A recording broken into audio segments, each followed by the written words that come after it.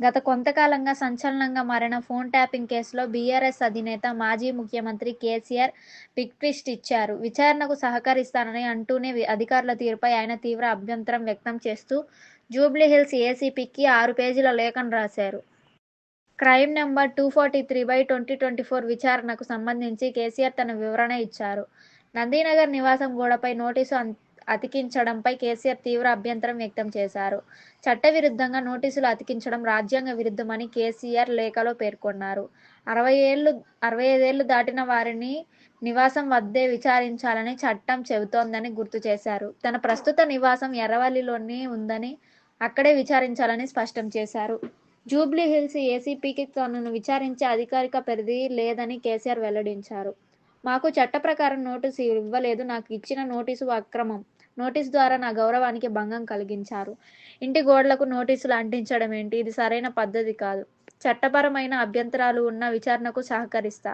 రేపు నందినగర్ నివాసంలో విచారణకు హాజరవుతా అని లేఖలో కేసీఆర్ పేర్కొన్నారు. నోటీసుల జారీలో సుప్రీంకోర్టు మార్గదర్శకాలను పోలీసులు ఉల్లంఘించారని కేసీఆర్ ఆరోపించారు. ఎన్నికల అఫిడవిట్లోని చిరునామాకు సెక్షన్ 160 నోటీసులకు సంబంధం లేదు. ప్రస్తుతం నివసిస్తున్న చోటే విచారణ జరపాలని పార్లమెంట్ చట్టం చెబుతోంది అన్నారు. ఈ సందర్భంగా Satender Kumar Antil versus CBI case తీర్పును కేసీఆర్ ఉటంకించారు. హరీష్ రావు నోటీసుల విషయంలో పోలీసులు డబుల్ స్టాండర్డ్స్ పాటిస్తున్నారని విమర్శించారు. పోలీసుల తీరు కోర్టు ధిక్కరణ కిందకే వస్తుందని ఆయన హెచ్చరించారు. బాధ్యతాయుత పౌరుడిగా, ప్రతిపక్ష నేతగా విచారణకు సహకరిస్తా.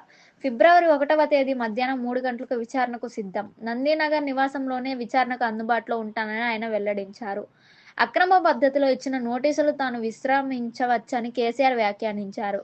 కానీ నేను ఆ పని చేయడం లేదు. భవిష్యత్తులో నోటీసులను ఎర్రవల్లి చిరునామాకే పంపాలని పోలీసులు సూచన చేస్తున్నాను. ఈ సందర్భంగా ఏపీ హైకోర్టులోని వీడి మూర్తి కేసు తీర్పును లేఖలో కేసీఆర్ ప్రస్తావించారు. పోలీసుల చర్యలు తన వ్యక్తిగత గౌరవానికి భంగం కలిగించేలా ఉన్నాయని లేఖలో కేసీఆర్ ఆవేదన చెందారు.